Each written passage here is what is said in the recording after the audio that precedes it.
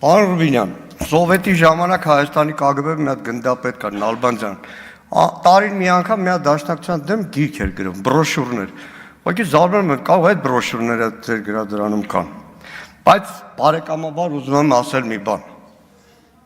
իրոք բարեկամաբար ուզում եմ ասել մի բան, որպես Ռուբինյան ազգանուն կրող, ես ձեր փոխարեն այսօր այս ամբիոնից ելույթ չէի ունենա այդ դաշնակցության դեմ ծամծմված ինչ-որ թեզեր առաջ չէի բերի, Ընկերական եմ ասում, գետինը կմտնեի, որտեվ այսօր այս դալիճում նստած մարդը Ադրբեջանի պահանջով հողին հավասարեցրեց ձեր հայրիկի իմ հարգելի Կարապետ Ռուբինյանի, նրա ընկերների, զինակիցների, մեր ժողովրդի ամբողջ պայքարի արդյունք Հայաստանի անկախության հռչակագիր։ Մենք առիթ դեռ շատ կունենանք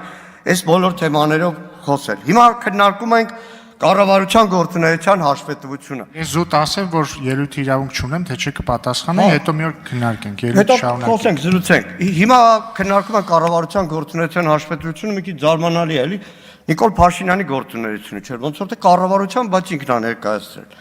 Ամեն դեպքում, իբրև նախաբան, վերջին շրջանում Նիկոլ Փաշինյանը շատ է խոսում կրթվելու մասին, Ես կարծեմ հարցը պատասխանին ասեց, թե դուք վունդերկինդներ եք, չէ, վունդերկինդները ձեր շարքերում էին, ուսանողական նստարանից տանում նախարարի տեղակալ էիք նշանակում ու տարբեր պաշտոնների։ Գիտեք, կրթվել միշտ պետք է, պարտադիր է, բայց բաներ կա, որ կրթվում են փոքր տարիքում, մանկապարտեզում, տանը, դպրոցում, օրինակ այդ փոքր տարիքում են սովորացնում, որ գիտես, Տղամարդը կնոջ առաջ գլխարկը հանում է բարևելու, լինի ենթական նախարար, լինի ՔՊ-ական Արուսյակ Մանավազյան, թե որևէ գյուղի հարգելի տատիկ։ Դա փոքր ժամանակվանից է գալիս, 40-50 տարեկանում դժվար թե արդեն սովորեն։ Ճիշտ ասած երկու բաժին է, ինչից սկսեմ, երեկվա Նիկոլ Փաշինյանի զեկույցից, թե կառավարության գործունեության այս զեկույցից, երկու բաժնով։ Իրականում կարող է ելույթ ունենալ եւ կառավարության վերջին 2-3 նիստերի Նիկոլ Փաշինյանի ժամով տևող ելույթները նորից կարդալ։ Դժբախտություն ունեցա, վատառողջ էի, կարծեմ ապրիլի 3-ին նիստը տանը մենակ էի, ձայնը բարձրացրեցի, ամբողջությամբ լսեցի։ Թեզը հետեւյալն է. ժողովուրդ ոչ մեկ իր տեղը չի, սանտեխնիկը տեղը չի, տաքսիստը տեղը չի, ուսուցիչը տեղը չի, տնօրենը տեղն է, բախի պետք է ինքը տեղը լինի։ Վերջ, ամեն ինչը ծրա վրա ավելացած էր, բայց իրականում մտածում եմ, այդ նախարարների շատերը թրաֆիկինգից զոհ են,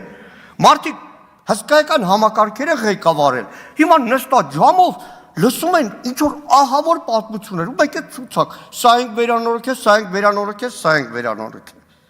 Հա, մեկ էլ պարզվում է, որ Նիկոլ Փաշինյանը հայտնի լրագրող էր ու պրավեն տվել են Արի հարգանս թե պրոստ ասել են շարուտ փորձանքից հեռու։ Լավ, ՔՊ պատգամավորները երբ որ բանակի թալանից խոսում են, հասկանում եմ ամեն անգամ Մելքոնյան Գագոյին փուրն է տալիս, բայց Արմեն Խաչատրյանը ու ափսոս է։ Մեկը մեր հանձնաժողովում ասված ծնունդին պրավային նվեր տալիս, մեկն էլ ասում է, ինձնից վախում են պրավեն 300 մետրից չպրտեցին ինձ։ Ելույթում երեք Նիկոլ Փաշինյանի հիմնականում է թալանի մոդելներ, սա ենք հետ բերել, սա ենք հետ բերել։ Մինչև վերջին կոպեկը համաձայն է պետքա ետ բերել, որովհետև թալանվել է ամեն մեկից, թալանվել է մեր ծնողների, տատերից, պապերից, չգիտեմ, խնայ բանկի փողերից եւ այլն։ Բայց գիտեք, ուզում եմ հասկանամ, երբ է գալու մի օրը, որ մեկ էլ շուրգան ասեն ժողովուրդ Լավ ենք թալանել էին, հանցագործ էին, բա խիա իմ շրջապատում նույնը կատարվում։ Ես հանել եմ այսպիսի մի տրծակ, քաղաքական մամուլում չի, ընդդիմադիր մամուլում օդից իջած լուրեր չեն, հետաքննական նյութեր են։ Այսօրվա նախարարների, պաշտոնյաների, որոշ պատգամավորների գործունեության մասին։ Սա հետո ձեր թիկնազորին կտամ փոխանցեն ձեզ մայիսինին օրինակ Մոսկվա թռնելուց ինքնաթիռում կարող եք կարդալ։ Գիտեք, երբ որ ասում են թալանը բերել ենք դրա համար միլիարդավոր դոլարներ հետ են եկել, մտածում եմ լավ, բա այդ ինչի ամեն րոպե հարկը ավելացնում են, ეხեղ շտատիկի վրա, հեշտ թոշակառուի վրա, քաղաքի կենտրոնում պապենական տուն ունեցողի վրա։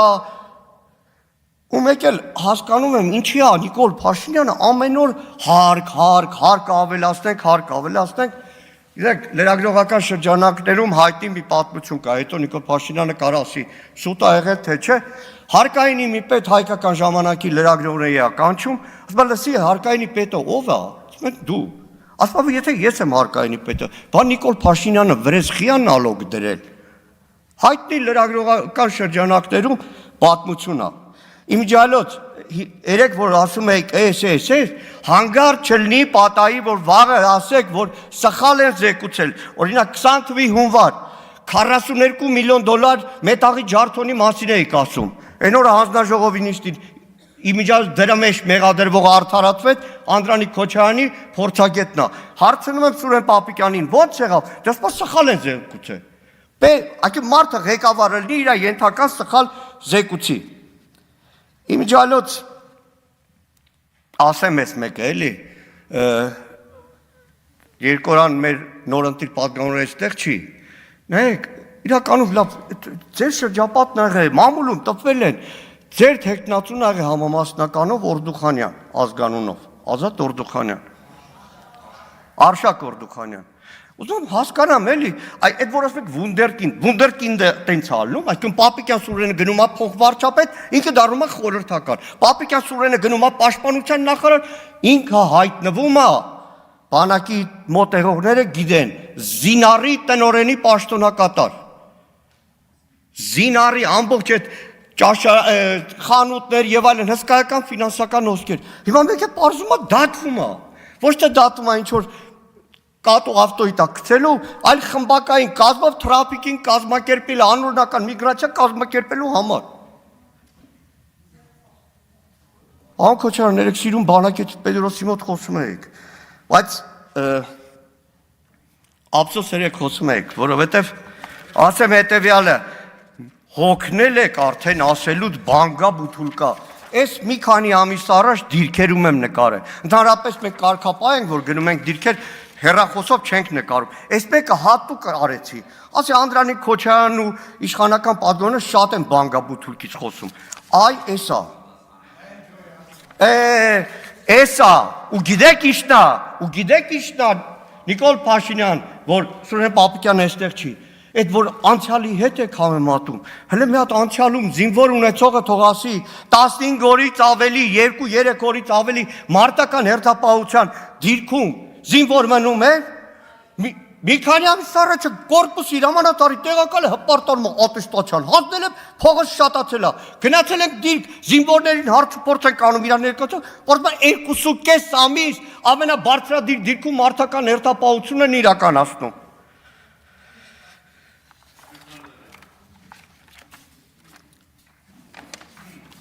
Գալով զեկուցին շատ բան կար այս զեկուցում, որ կարող է անդրադառնալ զինված ուժերին, բայց դիմում եմ գեներալներին, սպաներին, երեք Նիկոլ Փաշինյանը Հայաստանի Հանրապետության զինված ուժերը կոչեց որպես պետական ատրիբուտ ու Հայաստանի անկախության թիվ 1 երաշխավոր չհամարեց, որը Հայաստանի Հանրապետության սահմանադրության դեմ է, 14-րդ հոդված նշում է մեր զինված ուժերի առաքելությունը, ֆունկցիաները, բանակի հետ կապված։ Լավ ժամանակս քիչ է։ Նայեք, զինծառայողների հպարտանում են ատեստացիա հանձնել 13,000-ը։ Ընդամենը 7695 զինծառայողի աշխատավարձ է բարձրացել։ Զինծառայողի 7695։ Հիմա զինված ուժերը ոնց են աշխատել։ Մի տարի առաջ Սուրեն Պապիկյանին հարց եմ տվել։ Այն փառքի սրահները, որ հանել եք զորամասերից, երբ եք վերականգնելու, պատասխանել են 24 թվին։ 25 թվի հունվարին հարցնում եմ, ինչ եք արել, ասում եմ 0 բան։ Թեև առի ճշմարտություն ասեմ, որ վերջերս իմ տեղեկություններով այդ հարցը նորից բարձրացնելուց հետո նոր հանձնարարական ա եկել։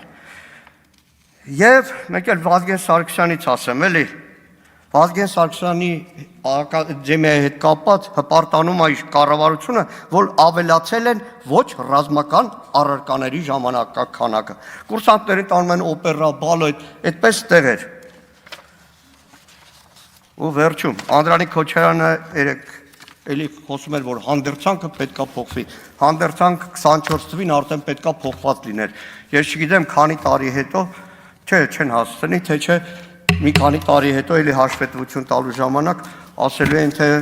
պատրաստում ենք հանդերձանքը փոխել։ Ցավոք սրտի շատ ավելի բան կար ասելու, բայց մեր հանձնաժողովում մինչև ուշ երեկո ժամերով քննարկում ենք եղել։ Այո, ընդդիմությունը ակտիվ մասնակցում է, որտեղ բանակը մերն է, անվտանգությունը մերն է։ Մենք սիրում ենք այդ ամեն ինչը եւ ոչ թե ի տարբերություն Նիկոլ Փաշինյանի հեղինակազրկում ենք։